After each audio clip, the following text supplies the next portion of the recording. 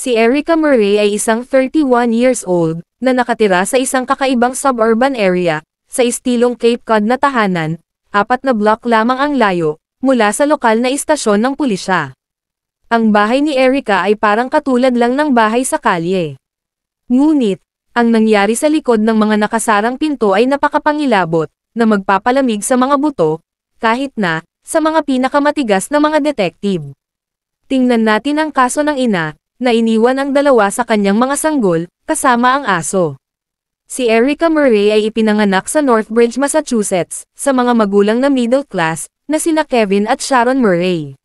Siya ay isang masayang bata, na minamahal ng kanyang mga magulang at maayos na pinaglaanan. Sa tag-araw ay naglalaro si Erica ng baseball, kasama ang kanyang 2 nakatatandang kapatid na lalaki, at magbabad tuwing tag-init, sa swimming pool ng kanilang kapitbahay. Dinadala pa sila ng kanyang mga magulang sa dalampasigan, kapag masyadong mainit at mag-iiho din sila ng barbecue, sa likod bahay. Noong teenager si Erica, ay nagsimula na siyang contest sa kanyang hitsura, at laging gustong magpaayos ng kanyang buhok, at gumugol ng oras, sa pag-aalaga sa kanyang mga kuko. Ngunit ang lahat ng ito'y nangangailangan ng pera. Kaya pumasok si Erica sa trabaho, sa lokal na McDonald's upang makakuha ng kaunting dagdag na pera, para sa kanyang sarili. Doon nakilala ni Erica si Raymond Rivera, mas matanda si Raymond kay Erica ng 7 taon, ngunit, hindi ito hadlang kay Erica. At sa sandaling nagsimula silang mag-date, ay parang may nangyaring kakaiba. Unti-unting nagbabago si Raymond mula sa sweet na kilala niya, sa isang lalaking mahigpit. Sinimulan niyang kontrolin ang kanyang pag-uugali, at hindi niya gusto kapag nakikihalubilo siya.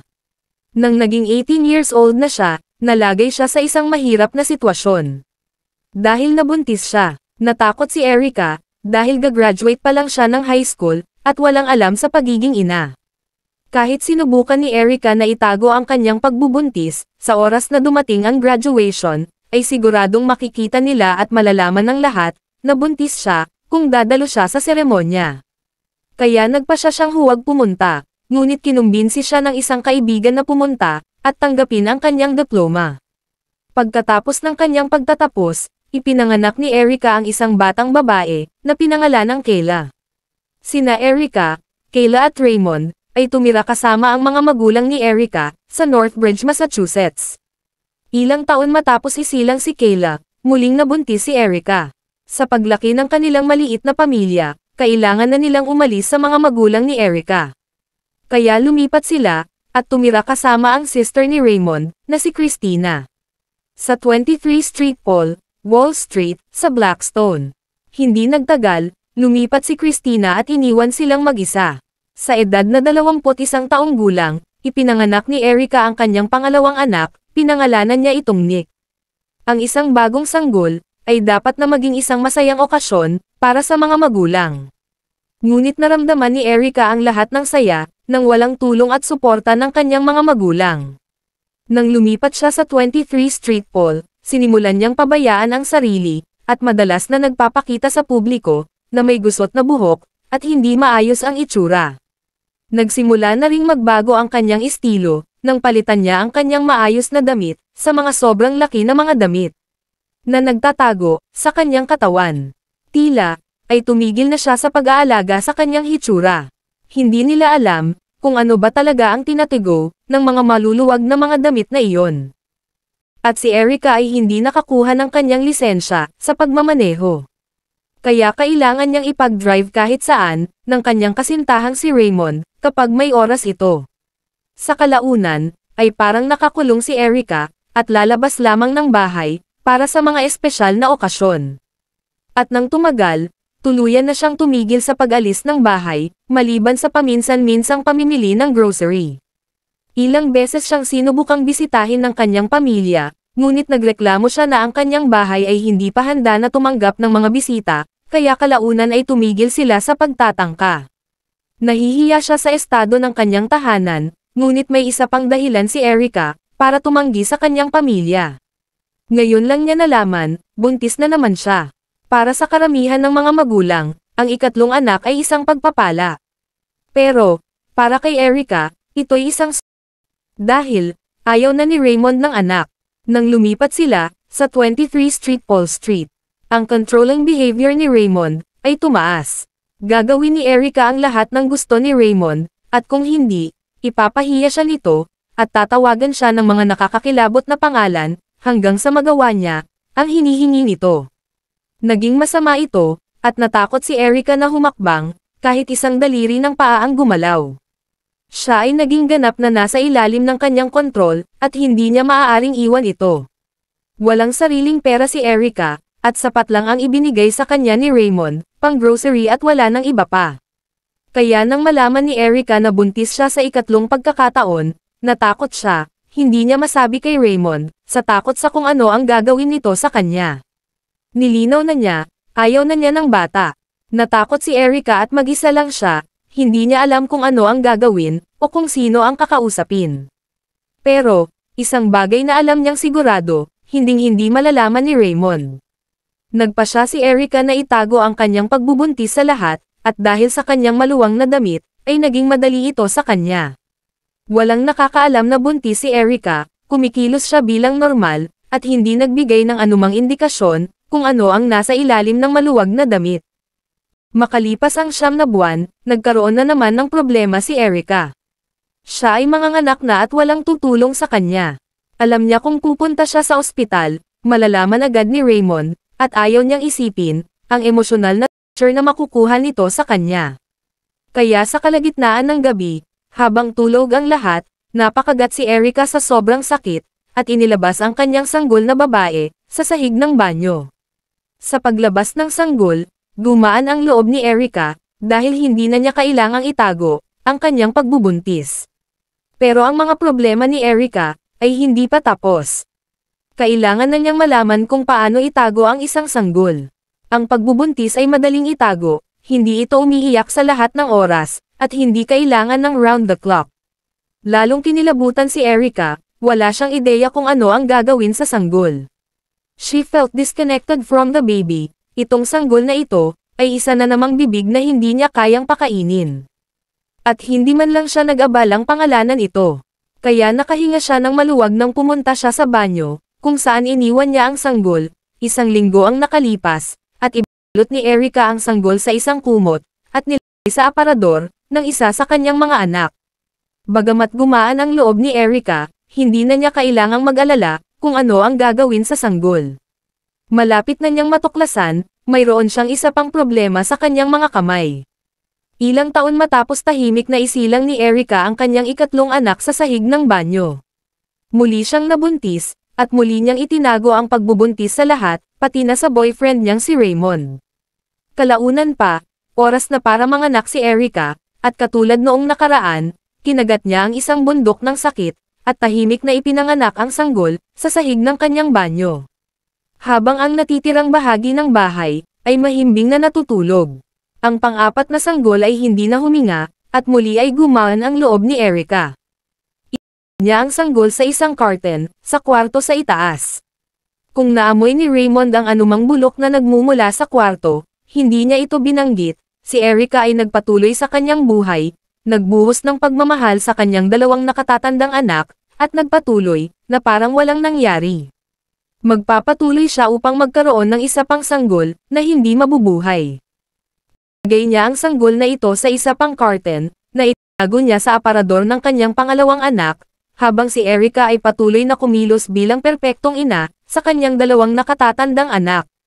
Tinago niya ang patay ng kanyang 3 sanggol, bilang isang sikreto ng mahigpit sa kanyang dibdib, at walang sino man ang nakakaalam kung ano ang nangyayari, ngunit malalaman nila sa lalong madaling panahon. Nang muling nabuntis si Erica. Sa pagkakataong ito ay nakaligtas ang sanggol na babae, katulad noong nakaraan. Maraming problema si Erica sa kanyang kamay, hindi niya kayang alagaan ang kanyang ika-6 na anak. At hindi rin niya magawang ipaalam kay Raymond. Kaya nagpa siya si Erica na itago ang sanggol, sa parehong silid sa itaas na palapag, kung saan itinago niya ang katawan, ng kanyang ika-4 na anak. Pumapasok siya paminsan-minsan, para pakainin at palitan ang sanggol. Nang tanungin ni Raymond, bakit may umiiyak na bata sa bahay?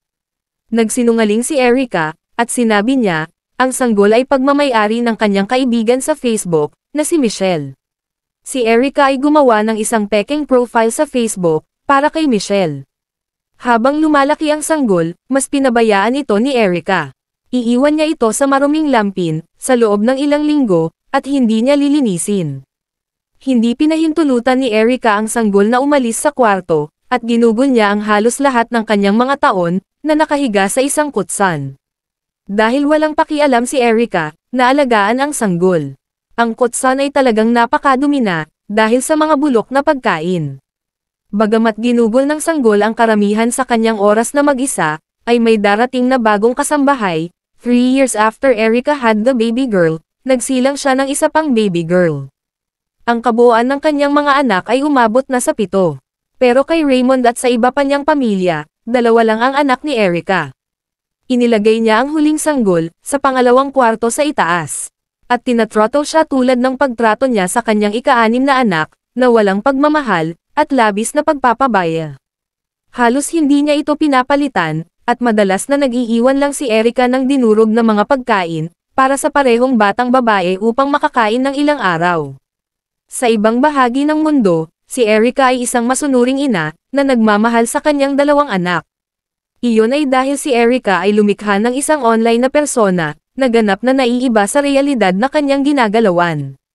Madalas siyang mag-post sa Facebook, tungkol sa paglabas ng mga bata, para sa masasarap na tanghalian, paggawa sa kanila ng hapunan, at pagpunta sa mga school supply run. Nag-post pa siya ng mga larawan ni Nick at Kayla sa Facebook, nag-post siya tungkol sa kaarawan ni Kayla, at inilabas ang pamilya, para magdiwang kasama ang cake at pizza. Hindi nagsasalita si Erica tungkol sa 2 bata, at hinayaan lang niya ito sa itaas ng kwarto. Sa ibang bahagi ng mundo wala sila, para kay Erica hindi dapat sila nag-e-exist. Si Erica ay nagpatuloy, sa pagpapanatili ng magkahiwalay na mundo, para sa kanyang 4 na anak.